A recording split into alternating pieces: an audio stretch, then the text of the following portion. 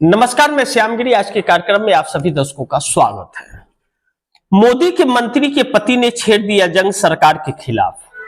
वित्त मंत्री निर्मला सीतारमण के पति प्रभाकरन ने मोदी सरकार के खिलाफ एक जंग की बगावत छेड़ दी है।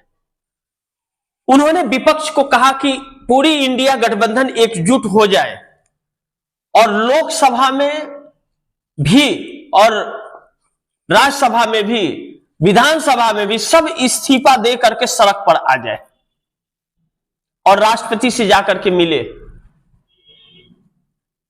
इस सरकार को हिलाना बहुत जरूरी है या इस सरकार को गिराना बहुत जरूरी है। वित्त मंत्री निर्मला सीतारमण के पति के अनुसार भी इस सरकार को पहले गिराना बहुत जरूरी है। यह सरकार सत्ता में रह करके इस देश को अपने जबड़े में फांस रही है। यह वित्त मंत्री निर्मला सीतारमण के पति प्रभाकरन का कहना है। वह प्रभाकरन जो है वह अर्थशास्त्री भी है इस देश का और चंद्रबाबू नायडू के सहायक भी रह चुके हैं, सचिव। अब ऐसे में वह पहले भी 24 चुनाव के पहले भी और चुनाव के वक्त भी यह बातें कह रहे थे, खुलेआम कहते रहे। अब उन्होंने कहा है कि अब वक्त नहीं है, अब इस सरकार को या तो गिरा दो या तो सड़क पर आ जाओ इस्तीफा देकर। यही एक रास्ता है। अगर देश के लोकतंत्र को और संविधान को कोई बचाना चाहता है तो इसके अलावा और कोई रास्ता नहीं है। जब पार्टियां सड़क पर आएंगी तो जनता अपने आप आ जाएगी, फिर इस सरकार के लिए मुश्किल खड़ी होगी। और दूसरी बात, चुनाव आयोग बेशर्मी छोड़ेगा नहीं। राहुल लड़ाई कैसे लड़ेंगे? चुनाव आयोग विपक्ष की सुन नहीं रहा है।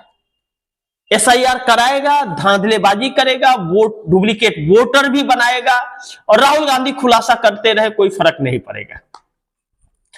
अब जब न्यायपालिका भी नहीं सुन रहा है, चुनाव आयोग भी सुन नहीं रहा है और राहुल गांधी अपना काम करते जा रहे हैं, तो क्या जनता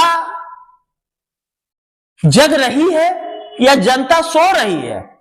यह तो एक बहुत बड़ा सवाल है। बिहार में यह चीज देखने को मिला कि जनता को लग नहीं रहा है कोई फर्क पड़ा। अगर फर्क पड़ा, पूरी चोरी के वोट से भाजपा सरकार बनाई, जो हकीकत है, साफ दिख रहा है कि चुनाव आयोग ने गड़बड़ की है, तो बिहार की जनता ने क्या भांग वांग खा के सो गई है क्या? पहले तो बड़ी पकड़ पकड़ कर रही थी, अब क्या हो गया? अब जोश ठंडा पड़ गया। नीतीश को 84 सीट आकर के एक शिंदे बन गए, जोश ठंडा हो गया ना। अब तो रोजगार की जरूरत है नहीं, रोजगार चाहिए नहीं। अब तो बहन बेटियां खतरे में नहीं है ना। अब तो शिक्षा, स्वास्थ्य, रोजगार सब मिलेगा। विकास की राह पे चल रहा है बिहार। या रील फैक्ट्री बनेगा कि रील बनाते रहो और पैसा कमाते रहो। लेकिन चुनाव आयोग की बेशर्मी और बेरहमी दोनों और बढ़ेगी। अब बिहार जीत के बाद वह अपना पीठ थपथपाएगा और चुनाव सुप्रीम कोर्ट भी तमाशा देखता रहेगा। लेकिन दूसरी तरफ राहुल गांधी लड़ाई कितना लड़ पाएंगे यह भी देखना बड़ी महत्वपूर्ण होगा और एक चुनौती है। लेकिन इंडिया गठबंधन बायकॉट करेगा पूरे चुनाव का। तेजस्वी यादव ने बिहार में एक बात कही थी कि एसआईआर को लेकर के जब धांधलियां पकड़ी जा रही थी तो तेजस्वी यादव ने कहा था कि हमारे पास आखिरी विकल्प है, चुनाव का बायकॉट कर देंगे, बहिष्कार कर देंगे, हम नहीं लड़ेंगे चुनाव। लेकिन तो वह तो चुनाव लड़े और सीएम के लिए भी बहुत उत्तेजित थे। सीएम प्रत्याशी भी घोषित करा लिए अपने आप को, तो घोषित करा लिए, सीएम बन नहीं पाए। अब तो विपक्ष के नेता भी कहलाने लायक बचेंगे नहीं बचेंगे, बात की बात है। बनेंगे कि नहीं बनेंगे, क्योंकि सीटें 25 सीटें चाहिए और 25 के आसपास है। लेकिन तेजस्वी यादव बनेंगे या तेजस्वी यादव को लैंड फॉर जॉब मामले में जेल भेज दिया जाएगा, यह वक्त बताएगा। लेकिन बिहार का खेल तो खत्म हो गया, पश्चिम बंगाल का नंबर है। तो लेकिन अब इंडिया गठबंधन, अब ममता बनर्जी का नंबर है, अखिलेश का फिर नंबर है, तो क्या यह लोग सब मिल करके अब चुनाव को बाइकआउट करेंगे या चुनाव आयोग के खिलाफ या सरकार के खिलाफ सड़क पर आएंगे? कुछ भी अभी तक क्लियर नहीं है, कोई साफ सुथरा बयान अभी तक नहीं दे रहा है। लेकिन एनडीए गठबंधन पर मोदी का कब्जा पूरी तरह से हो गया, इस बात से इंकार नहीं कर सकते। एनडीए गठबंधन अब कोई नहीं रहा, जो रहा सब कब्जे वाला रहा। चिराग पासवान हो, चाहे उपेंद्र कुशवाहा हो, जीतन राम मांझी हो, चाहे देवी गौड़ा हो, अनुप्रिया पटेल हो, एकनाथ शिंदे हो, यह सब पर कब्जे है। इन लोगों की हिम्मत अब नहीं है किससे, बस बचे एक नीतीश और नायडू है। अभी नायडू मोदी के शिकंजे से बाहर है और नीतीश शिकंजे के बीच में है। अब नीतीश अपने सांसदों को कितना कन्वेंस कर लेंगे और वह सांसद कन्वेंस होंगे या बिक गए हैं, यह बड़ी महत्वपूर्ण है। उस पर नीतीश कुमार लगे हुए हैं और चंद्रबाबू नायडू अब सतर्कता बरतते हैं। तो सतर्कता बरतने का मतलब है कि समर्थन वापस लेना, तो किस हद तक जा पाएंगे यह बड़ी महत्वपूर्ण होगा। लेकिन कब्जा तो हो गया है। दूसरी तरफ नीतीश नायडू ने मोदी को समर्थन देकर पूरे देश को बर्बाद कर दिया है, यह इस बात से इंकार नहीं किया जा सकता। जिस तरह से नीतीश और नायडू ने नरेंद्र मोदी को और भी तानाशाह बना दिया, मतलब 14 और 19 के बाद 24 के कार्यकाल में नरेंद्र मोदी की तानाशाहियां और बढ़ी है और कहर बनकर के इस देश पर टूटे हैं।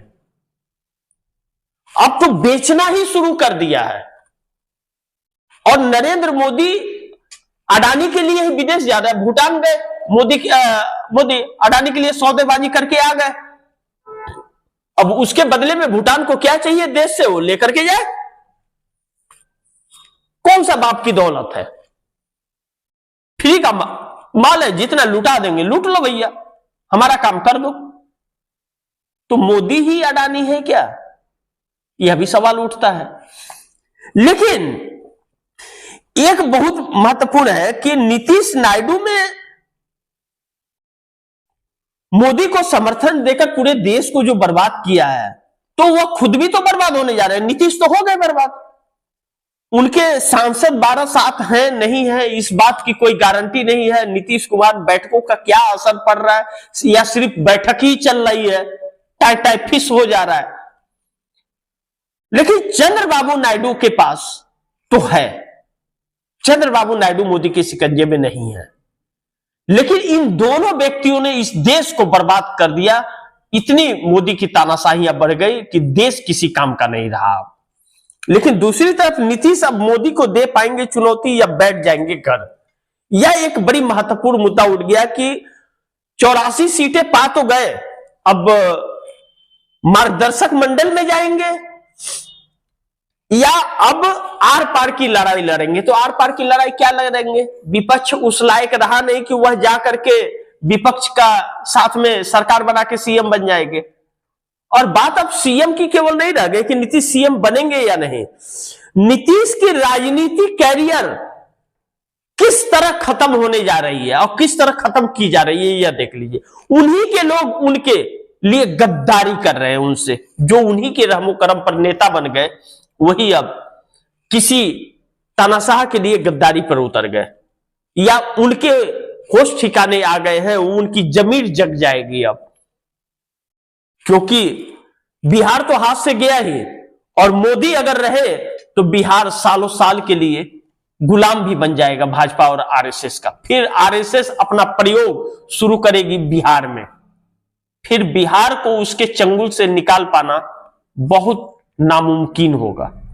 इस बात से भी इंकार नहीं कर सकते। तो अब देखना है कि कितना चुनौती देते हैं, या चुनौती देते देते खुद एक चुनौती बन जाएंगे, या चुनौती का नाम और निशान खत्म हो जाएगा, यह तो वक्त बताएगा। लेकिन नीतीश और नायडू, यह दोनों व्यक्ति इस देश के सबसे बड़े गुनहगार हैं, दुश्मन हैं, इस बात से इंकार नहीं किया जा सकता। मोदी से बड़े दुश्मन यह दोनों शख्स हैं। बाकी आप दर्शकों की क्या राय है, क्या सुझाव है, कमेंट बॉक्स में दीजिएगा। इस खबर को ज्यादा से ज्यादा शेयर भी कीजिएगा, अपने दोस्तों को भी कहिएगा आगे शेयर करें। आपने अगर चैनल को सब्सक्राइब नहीं किया, सब्सक्राइब कर लीजिएगा, अपने दोस्तों को भी कहिएगा चैनल को सब्सक्राइब करें। मिलते हैं अगली खबर के साथ, तब तक के लिए नमस्कार।